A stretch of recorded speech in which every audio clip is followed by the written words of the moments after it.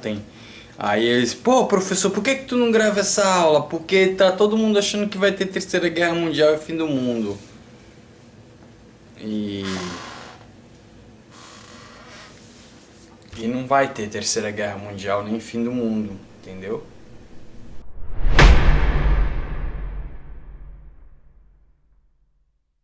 Fala pessoal, tudo bem? Eu sou Rafael da Silva e Silva, historiador, professor de história, e muita gente tem me pedido ultimamente para falar sobre a Terceira Guerra Mundial e eventualmente o fim do mundo, né? É preciso deixar algumas coisas claras sobre isso. É claro que a gente vive momentos de incertezas, momentos inclusive que lembram um pouco o início da Primeira Guerra Mundial, quando ninguém sabia ao certo o que ia acontecer, a mídia era pessimista em relação aos fatos, mas é preciso fazer algumas ressalvas a respeito dessa questão, né?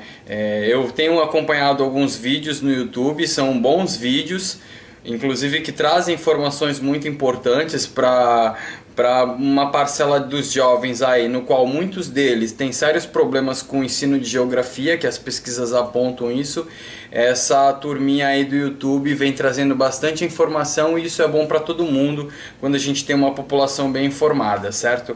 Agora é preciso colocar algumas vírgulas e alguns questionamentos em relação à posição de alguns desses canais, né? Porque assim, você sustentar uma ideia de que há eventualmente uma guerra que vai levar ao fim do mundo, isso gera um pânico, principalmente entre os jovens, que eu trabalho com jovens, e obviamente isso leva a curtidas e a likes, e isso leva consequentemente a determinadas monetizações, né? Então nós temos aí um vídeo com um tabuleiro de War, que tem muitas informações bacanas, nós temos vídeos aí com retrospectivas históricas, né, do contexto da Guerra Fria, mas que esses vídeos também acabam induzindo a um eventual apocalipse, a um cenário apocalíptico. O que você consegue perceber nessa questão da Coreia do Norte? A Coreia do Norte ela vem fazendo isso já há um bom tempo. Ela tem financiamento russo, né, para os seus armamentos. Esses armamentos eles testam principalmente contra o Japão para saber até onde o Japão vai e ali esses países ali do Japão, a Coreia do Sul acabam fornecendo determinadas concessões à Coreia do Norte, né, ou então recuando para evitar aí um cenário crítico, né? E os grandes países, né, como no caso a Rússia, ela utiliza, por exemplo, da sua influência para testar até onde é possível ir, né? E essa situação você já poderia acompanhar na Guerra Fria, por exemplo, onde você tem os Estados Unidos tentando lançar a sua influência no mundo e a União Soviética também tentando lançar a sua influência no mundo, né? Tem alguns vídeos de direita que afirmam que os Estados Unidos têm mesmo que ser a polícia do mundo. Depois tem outros vídeos já não tão de direitas que falam que os Estados Unidos lançou a sua influência e isso foi maléfico. O que você tem na verdade são duas potências no período da Guerra Fria imperialistas, tá? E um erro crítico que eu aponto nesses vídeos, principalmente nos vídeos mais inclinados à direita, é a banalização do termo comunismo, né? Quando você tem um cenário muito complexo, como os próprios vídeos colocam, eles utilizam é comunismo, é comunismo, é comunismo.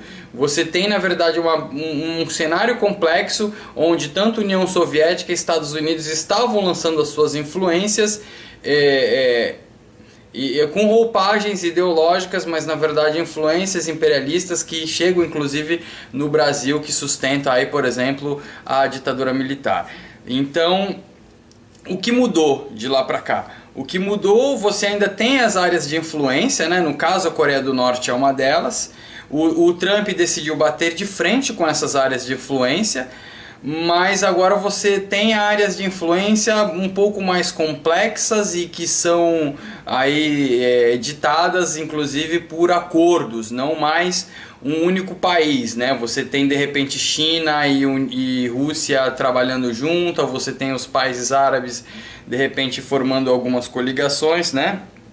E você tem os países e as situações saco de pancada, né? Por exemplo, a Coreia do Norte, que fica armando aquele circo todo lá com financiamento chinês e financiamento russo. Você tem o Estado Islâmico, por exemplo, também, que recebe determinados financiamentos para ir testando até onde a área de influência desses países elas chegam, né? E o que acontece? O Trump, então, ele está batendo de frente. E isso tudo está muito bem representado nesses vídeos, mas até onde isso vai levar a uma terceira guerra mundial? Porque veja bem, o que a história ensina, eu posso estar enganado, tá? Eu posso estar enganado, mas o que a história ensina é que não é negócio, por exemplo, você explodir o mundo, não tem lucratividade nenhuma. E se vocês pensarem que as guerras, elas já trouxeram muito lucro para quem as venceu, como por exemplo os Estados Unidos, que não teve o seu território atingido, exceto pelo ataque japonês, né, no Havaí. Os Estados Unidos ele saiu como um grande vitorioso da Segunda Guerra Mundial. Ele tinha áreas de influências gigantescas depois disso, né? E aí, inclusive, ele coloca para funcionar um modelo político de investimento às nações que foram destruídas, e em poucos anos os Estados Unidos recuperou o dinheiro que foi investido com uma área de influência muito maior, se tornando aí uma grande potência no mundo, que a gente vai ver na Guerra Fria, né? E aí tem a crise dos mísseis, né? A crise dos mísseis em Cuba. Foi disparado algum míssil? Não foi. Por quê? Porque não ia ter vencedor. Os Estados Unidos ia contra-atacar, a União Soviética ia contra-atacar, eram tantas bombas capazes de destruir o planeta, né? Mais de uma vez, inclusive. A mesma coisa aconteceria agora. Então, não pensem que haverá, por exemplo, um ataque massivo entre Estados Unidos e Rússia, entre Estados Unidos e China. Agora, o que vai acontecer? Esses países provavelmente eles vão se fortalecer para tentar empurrar as suas áreas de influência, né? Não haverá um conflito direto, pelo menos eu acredito, né? E baseado no que aconteceu na história, não haverá um conflito direto, porque não é interessante para esses países esse conflito direto. O que acontece é que esses países eles estão empurrando as suas áreas de influência, horas para um lado, horas para o outro. O Trump ele adotou uma postura mais rígida, porque os Estados Unidos vem perdendo a sua área de influência, né? E outros grupos vêm se fortalecendo. Ok? Outros grupos vêm se fortalecendo. Inclusive, em um desses vídeos aparece uma questão interessante, que seria a presença muçulmana na Europa. É bem provável que a Europa tenha sérios problemas em relação a isso, por uma questão bem simples. A população europeia está parando de ter filhos. Se você está parando de ter filhos, você recorre à imigração, e a imigração mais forte que está acontecendo lá é da população muçulmana. Então essa, por exemplo, seria uma forma da influência dos países islâmicos na Europa, por exemplo, né? E aí, obviamente, que a influência norte-americana diminui nessas regiões. Então, o que vai acontecer provavelmente seja o que já acontecia na Guerra Fria, conflitos localizados que nunca deixaram de acontecer, tá? Justamente para forçar uma influência ou outra para nessas regiões, né? Para ver aí quem tem mais interesse econômico.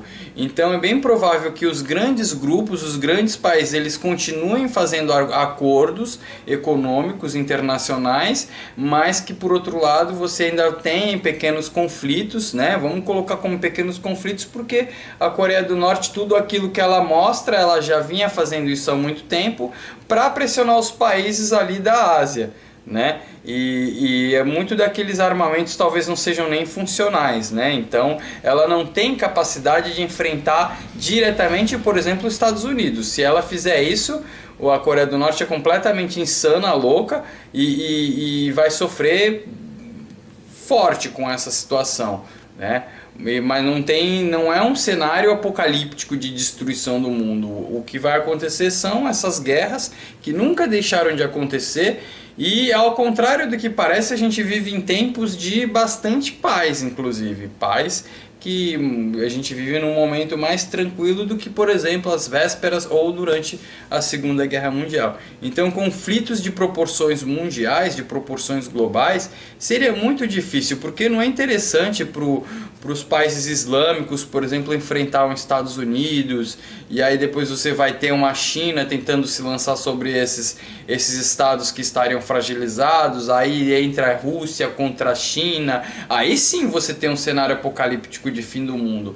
Mas eu acho muito difícil que esse cenário venha a acontecer. O que você tem é conflitos regionalizados, né, como a questão da Síria, como a questão da Coreia do Norte, onde Estados Unidos, China, Rússia e os países islâmicos, eles estão testando suas áreas de influência.